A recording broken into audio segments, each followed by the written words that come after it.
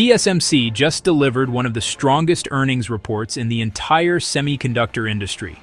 Record profits, massive margins, and AI demand firing on all cylinders. But here's the uncomfortable question investors are quietly asking right now. If everything looks perfect, why does the future suddenly feel so uncertain? Today we're breaking down TSMC's blockbuster fourth quarter earnings, the real numbers behind the headlines, and why geopolitics, tariffs, and valuation risk could matter more than AI hype in 2026. This isn't hype. This is how professionals read earnings between the lines. Let's start with the raw facts. TSMC reported fourth quarter net profit of $505.7 billion, a 35% jump year over year, beating analyst expectations. Revenue came in at $1.046 trillion, up 20.5%, driven almost entirely by AI-related demand. But the real story isn't just growth, it's quality of growth. TSMC's gross margin hit 62.3%, a level most industrial companies can only dream of.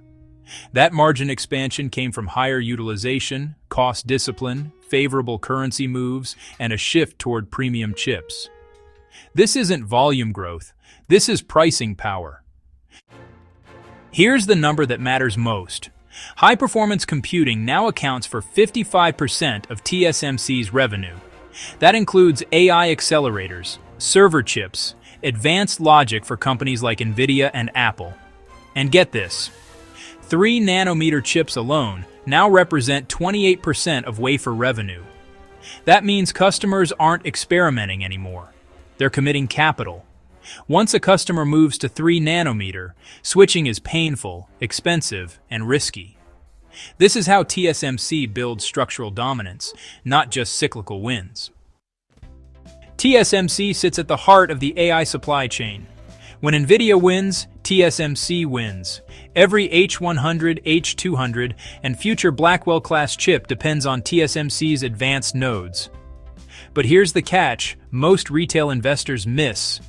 TSMC is exposed to everyone's success and everyone's problems. If AI demand slows, if export rules tighten, if hyperscalers pause spending, TSMC feels it immediately. Leadership cuts both ways. Now let's talk about the elephant in the room. President Donald Trump has renewed threats of tariffs on semiconductors. No timeline, no clarity, just uncertainty.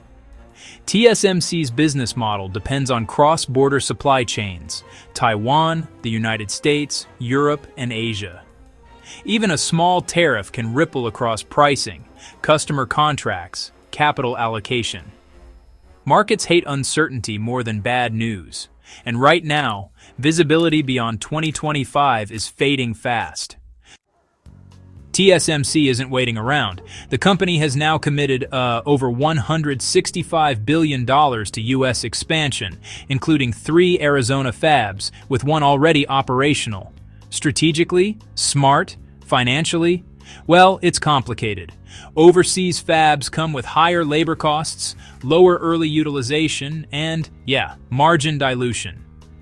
TSMC has openly warned that expanding outside Taiwan will pressure margins. So the question becomes, does political safety justify lower profitability? Investors don't agree yet, and that tension definitely shows up in the stock. Samsung is spending aggressively. Intel is rebuilding its foundry ambitions, but here's the reality.